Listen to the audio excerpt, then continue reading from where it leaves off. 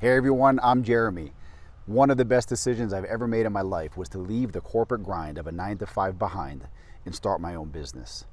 It's opened up doors to me that I almost never thought possible. I've traveled the world, I've done business around the world, and it's something I don't regret for a second. If you've ever dreamed about starting your own business, you might be interested in what I have to say. And I promise you, with all the risk involved in going out on your own, the rewards far outweigh them. Enjoy.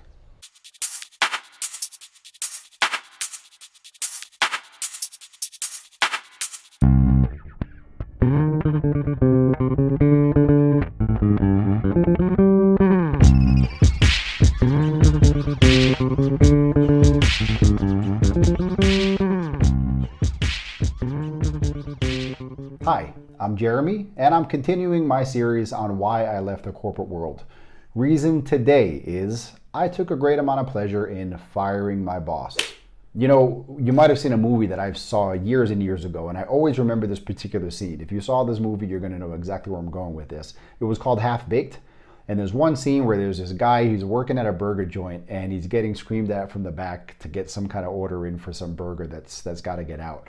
And he has had enough of whatever the crap that they were trying to put on him. So he grabs the microphone or the register and he starts cursing people out. You know, F you, F you, F you, you cool, but F you, I'm out.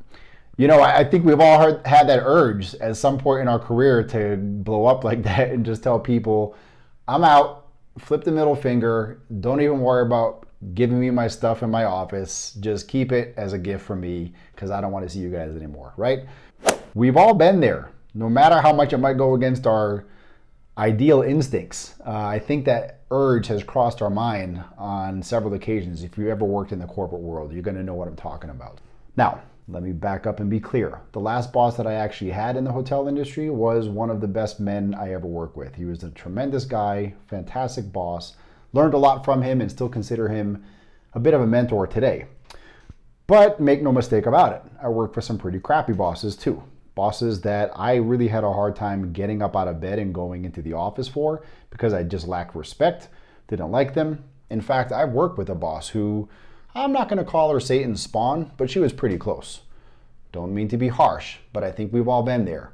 I knew when I left the corporate world for entrepreneurship in 2012 that the boss that I had, who I thought very highly of, was about to retire. And I also knew that that means I get a new boss. What happens if I get a boss that I couldn't respect again? I got to a point in my career where I didn't want to take that chance. You know, a couple of things happen when you have a boss. You've got to do what they say, right? And many times, how many times I can tell you in my corporate career that I felt personally compromised, having to deliver a message that came from corporate through my boss that I had to in turn deliver to my team. Stuff that I didn't agree with from deep within my soul, whether it was a business decision or whether it would be even just personal battles, people trying to get their bonuses that I had to tell them no, they couldn't get it even though I thought they earned it. I mean, there are countless times in the corporate world where corporate makes the decision, you as the manager have to deliver that to your team, whether you believe in it or not. And there's a certain amount of integrity, I think, that you compromise as you have to deliver that message when you personally don't believe in that.